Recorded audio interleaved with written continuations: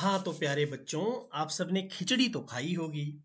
लेकिन आज जो खिचड़ी बीरबल की मैं आपको बताने जा रहा हूँ ना, ऐसी खिचड़ी ना तो आपने कभी बनते हुए देखी होगी और ना ही कभी खाई होगी। मैं आपको बता दूं, बीरबल जो है वो एक राजा हुए हैं, अकबर। उनके दरबार का एक बहुत ही बुद्धिमान मंत्री है। और आपने बीरबल और अकबर के किस्से सुने भी होंगे। तो आज ऐसा ही एक मजेदार किस्सा, जिसका नाम है बीरबल की खिचड़ी, आपकी हिंदी की पाठ्य पुस्तक के पाठ 6 के अंतर्गत हम आपके लिए लेकर आए हैं। तो आइए सुनते हैं इस कहानी को, जिसका नाम है बीरबल की खिचड़ी, और देखते हैं कैसे इस कहानी में बीरबल एक बार फिर से अकबर को अपनी बुद्धिमत्ता का परिचय देते हुए इस पाठ में अपनी जो सर्वोच्चता है उसको स्थापित करता है। तो आइए आगे बढ़ते हैं। तो प्यारे बच्चों, सबसे पहले कहानी पढ़ते हैं। तो भाई क्या हुआ कि अकबर के दरबार में अनेक विद्वान थे, मतलब बहुत सारे विद्वान थे। अब बीरबल उन्हीं में से क्या था, एक था। वो अपनी चतुराई के लिए, जैसा कि मैंने पहले बताया, बड़ा ही प्रसिद्ध था। अपनी चतुराई से वो बादशाह को भी हरा देते थे। किसको हरा देते थे? बादशाह को। अब अकबर और बीरबल के बारे में बहुत सी कहानियां प्रसिद्ध हैं। वो एक नहीं है, बहुत सी हैं। और लोग उनके जो कहानियां हैं उन्हें बड़े चाव से, यानी बड़े मजे से सुनते और सुनाते हैं। तो चलो मैं भी आपको एक कहानी सुनाता हूँ। एक बार की बात है, अकबर किसी गांव से होकर जा रहे थे। सर्दी के दिन थे। ठीक है जी। अब सर्दी के दिनों में गांव के लोग आग जलाकर उसके चारों ओर बैठे बातें कर रहे थे। जब बादशाह अपने साथियों के साथ वहां पहुंचे, तो क्या हुआ कि एक व्यक्ति ने, ये वाला जो व्यक्ति है, ठीक है, इस व्यक्ति ने कहा कि मैं यमुना के पानी में रात भर खड़ा रह सकता हूं। क्या कहा? यमुना के पानी में रात भर खड़ा रह सकता हूं।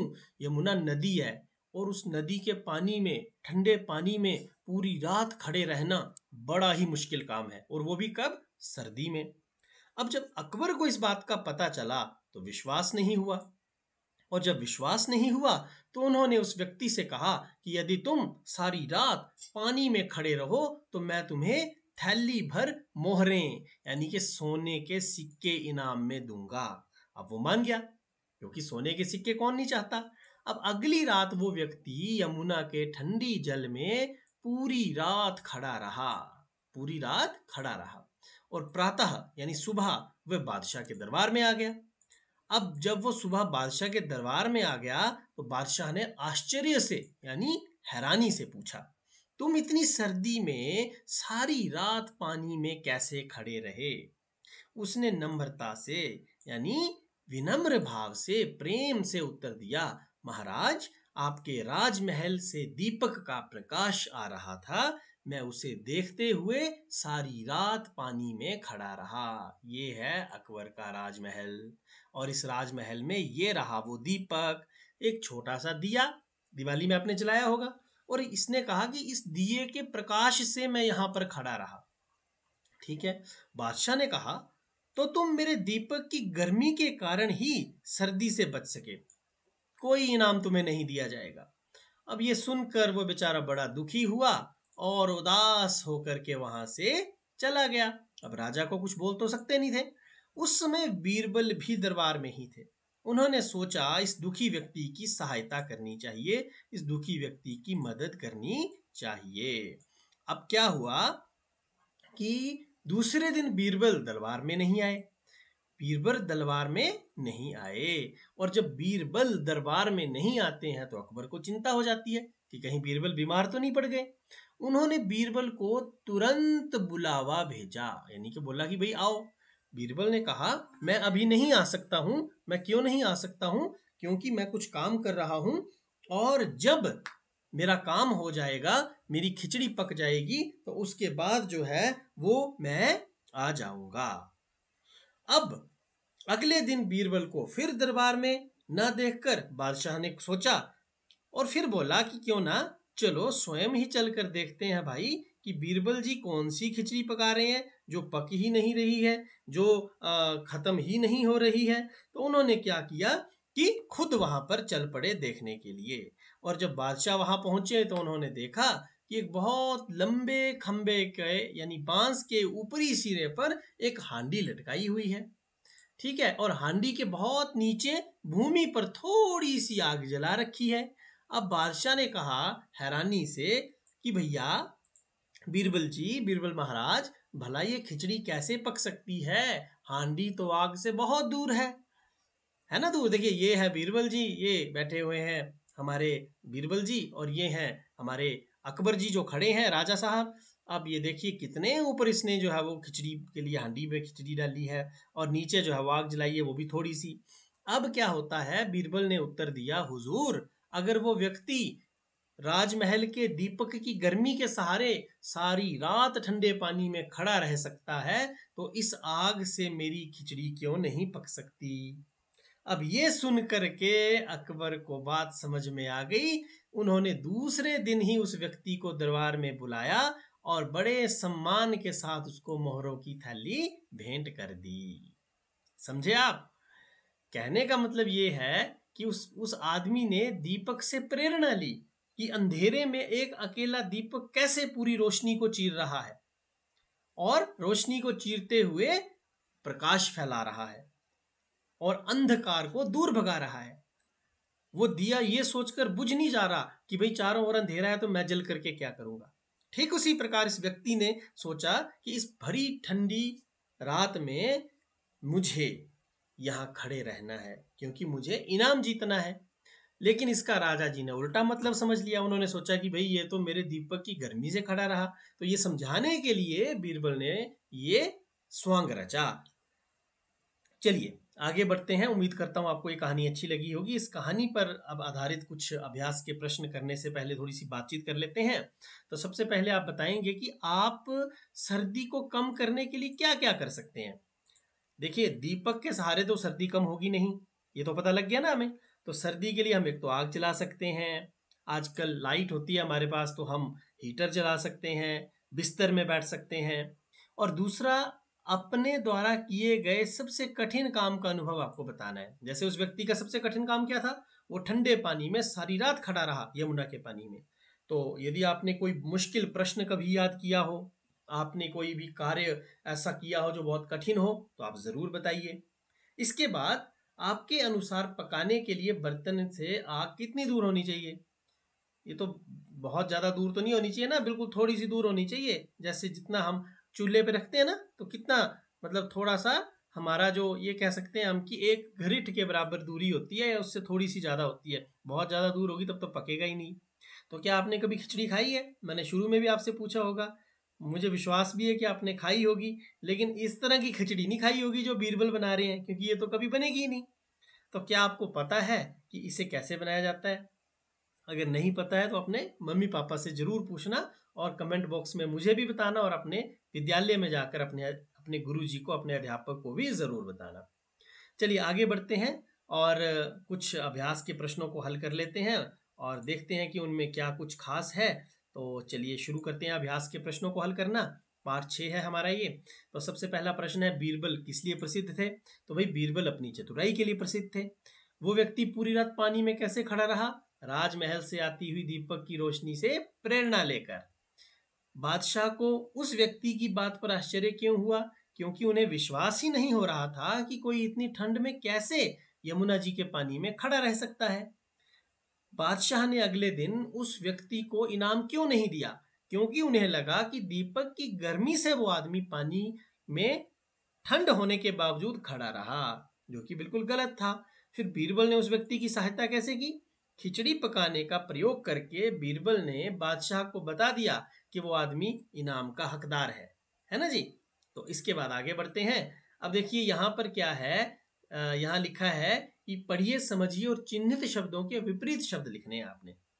जैसे यहाँ लिखा है ना कि जब बादशाह बीरबल यहाँ पहुंचे तो उन्होंने एक लंबे, तो लंबे का एक है तो एक का अनेक हो गया, ठीक है। बहुत, ठीक है, तो बहुत का क्या हो गया?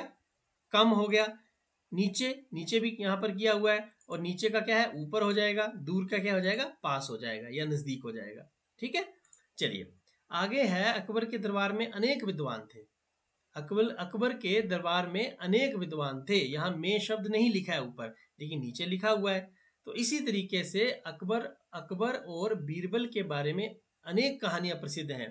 तो यहाँ में शब्द तो है ही नहीं, तो हमें जब नीचे लिखना है तो में को भी बीच में जोड़ के लिखना है। गांव लोग आग जलाकर उसके चारों ओर बैठे बातें कर रहे थे, ये तो गलत है। गांव के लोग, है ना जी, तो के आएगा यहाँ पर। उन्होंने सोचा इस दुखी व्यक्ति की सहायता करनी चाहिए।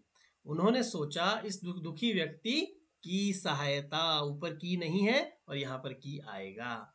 अब बीरबल कहलवाया कि मैं खिचड़ी पका रहा हूँ, पक जाने पर दरबार में उपस्थित हो जाऊंगा। अब बीरबल कहलवाया नहीं, बीरबल ने कहलवाया, किसी से कहलवाया था ना, तो यहाँ ने शब्द आएगा। चलिए अब वही मजेदार सा प्रश्न आ गया भाई, हमें घेरे लगाने हैं और शब्दों को ढूंढना है खाने की वस्तुओं को। जैसे वड़ा, बड़ा प्रसिद्ध है, आप खाते हैं ना। डोसा, क्या बात है जी, डोसे के बाद राजमा, आहा हा, मुंह में पानी आ रहा है। दाल बाटी, वाह जी वाह। चूरमा भी आ गया, क्या बात है भाई, बहुत बढ़िया। कड़ी भी आ गई, चावल भी आ गए, छोले भी ढूंढ लिए, सांबर भी ढूंढ लिया और इडली भी ढूंढ ली। और एक और शब्द है यहाँ पर जो पीने वाला है भैया, ढूंढ सकते हो तो ढूंढ लो। मैं यहाँ कर्सर घुमा के आपको दिखा देता हूँ, बड़ा मजा आता है उसको पीने में, खाने के साथ साथ, बहुत बढ़िया। अब आप मुझे कमेंट में लिख के बताएंगे। अब कहानी की बात कर लेते हैं। देखिए ये वाक्य है, आपने बताना है किसने कहा है और किससे कहा है। तुम इतनी सर्दी में सारी रात पानी में कैसे खड़े रहे, ये राजा जी ने कहा। और किससे कहा, व्यक्ति से कहा, बीरबल ने कहा व्यक्ति से। चलो स्वयं ही देखें कि बीरबल कैसी खिचड़ी पका रहा है। ये भी राजा जी ने कहा, अकबर ने, और किससे कहा, सैनिकों से। यहाँ बीरबल लिखा हुआ आ रहा है तो आपने इसको थोड़ा सा ठीक कर लेना है, ठीक है बच्चों। यहाँ अकबर आएगा, बीरबल की जगह क्या आएगा, अकबर, ठीक है। और इसके बाद आगे चलते हैं, जीवों एवं वस्तुओं की विशेषताएं बतानी है। तो अब जीवों और वस्तुओं की विशेषताएं देखिए, जैसे लंगूर की पूंछ कैसी होती है, लंबी। वह लाल गुलाब है, तो गुलाब कैसा है, लाल है। वह छोटी चिड़िया है, तो चिड़िया कैसी है, बस ये प्रश्न पूछना है आपको, उत्तर खुद ही मिल जाएगा, छोटी है। बस का आकार बड़ा है, बस का आकार कैसा है, बड़ा है। तो ये लंबी, लाल, छोटी और बड़ा, ये सभी शब्द जो है ये विशेषताएं हैं किसकी, अपने अपने वाक्यों की। आगे है, ऊपर दिए गए वाक्यों को भली प्रकार से समझ लिया है, जैसे जो हमारे ये वाले वाक्य थे, है ना। अब दिए गए वाक्यों में विशेषता बताने वाले शब्द को हमने क्या करना है, भरना है। जैसे पीहू एक डैश लड़की है, तो भाई कैसी लड़की हो सकती है, मीठा लड़की तो नहीं हो सकती, साहसी लड़की हो सकती है, तो वो हमने भर दिया। गौरव अपने साथियों में सबसे मीठा नहीं हो सकता, अच्छा हो सकता है ना, तो भर दीजिए अच्छा। पेड़ की पत्तियां मीठा नहीं हो सकती, हरी हरी तो हो सकती है ना, भरिए। अदम एक अच्छा लड़का है और आम बहुत मीठा है, बहुत बढ़िया। मुझे लगता है अब आप विशेषता वाले शब्दों को बड़े अच्छी तरह से समझ गए होंगे, है ना। तो अब नीचे लिखे गए शब्दों में जो सही है, यानी जिनकी वर्तनी मात्रा सही है, उनमें रंग भरना है। तो सुबह होता है या सुबह, भाई सुबह ठीक है, तो यहाँ रंग भर दो, इसमें मैंने निशान लगा दिया। इसमें ये ठीक है, वर्षा नहीं होता, वर्षा होता है। सवेरा होता है या सुवेरा, सुवेरा तो होता नहीं, तो सवेरा भरिए। सूझ बूझ नहीं होता, सूझ बूझ होता है, तो यहाँ रंग भरना है, ठीक है जी। चलिए अब आपको मैं सिखाता हूँ भेलपुरी बनाना। तो कैसे भेलपुरी बनेगी, सबसे पहले एक कटोरी मुरमुरे ले लो, किसी भी दुकान में मिल जाएंगे, या नमकीन ले लो। उसके बाद बारीक कटा हुआ छोटा सा प्याज ले लो, बारीक कटा हुआ छोटा सा टमाटर ले लो, बारीक कटा हुआ छोटा टुकड़ा खीरे का ले लो, और बारीक कटी हुई हरी मिर्च आधी। अगर आप नहीं खाते मिर्च तो मत लेना, ठीक है। अब आधा नींबू ले लो, उसका रस क्योंकि आपको निचोड़ना पड़ेगा। नमक तो जितना आप खाते हैं उतना डालना है आपने। चाट मसाला थोड़ा सा ले लेना, आधा जैसा चम्मच। आमचूर थोड़ी सी खटास के लिए, और धनिया पत्ती सजावट के लिए। इन सब को मिलाओ और कागज का इस तरीके का कौन बनाकर या अपनी अपनी कटोरी में डालकर आनंद से खाओ, क्योंकि यही आपकी भेलपुरी तैयार हो गई है, ठीक है जी। तो अब आपने पता करना है, इस कहानी में यमुना जी का जिक्र किया गया, यमुना नदी का। तो भारत की कुछ और नदियों के नाम आपने पता करने हैं। जैसे एक यहाँ पर गंगा लिखा है, इसके बाद नर्मदा है, फिर ब्रह्मपुत्र है, कृष्णा है, गोदावरी है, कावेरी है और सतलुज है। अगर हिमाचल में ही मैं आपसे पूछूं तो कितनी सारी नदियां हैं, 5 नदियां हैं। कौन कौन सी, सतलुज, रावी, चिनाब, यमुना और ब्यास, बहुत बढ़िया, वेरी गुड। तो हिमाचल के साथ साथ भारत की नदियों के भी नाम आपने याद करने हैं। चलिए आगे चलते हैं, और ये है आपके लिए एक जीभ घुमाने वाला वाक्य, यानी आपको इसको झटपट बोलना है, वो भी 3 बार। अगर आप बोल गए तो इसका मतलब आपकी जीभ बिल्कुल बढ़िया है, नहीं तो आप इसको अभ्यास करते रहिए। तो चलिए मैं कोशिश करके देखता हूँ, पता नहीं मुझसे बोला जाएगा या नहीं। ठीक है, तो चलो शुरू करते हैं। चार छाते छाते चार, चारों चक्कर खाए चार, चार के आठ, आठ के चार चक्कर खाए चारम चार। चार छाते चार, चारों चक्कर खाए चार, चार के आठ, आठ के चार चक्कर खाए चारम चार। तो भाई मैंने तो बोल लिया, अब आपकी बारी। तो इसी के साथ ये पाठ यहाँ पर समाप्त होता है। हमने पाठ की कहानी पढ़ी, उसका मतलब समझा, बातचीत की कहानी पर, प्रश्नों के हल किए, और अभ्यास के सभी प्रश्नों का हल करके हमने इस पाठ को खत्म कर दिया है। मुझे उम्मीद है आपको ये पाठ अच्छा लगा होगा, पसंद आया होगा। यदि आपका कोई सवाल है तो आप कमेंट बॉक्स में हमेशा की तरह पूछ सकते हैं। और हाँ, आपसे फिर मुलाकात होगी किसी अगले पाठ में। तब तक के लिए नमस्कार, धन्यवाद, जय हिंद।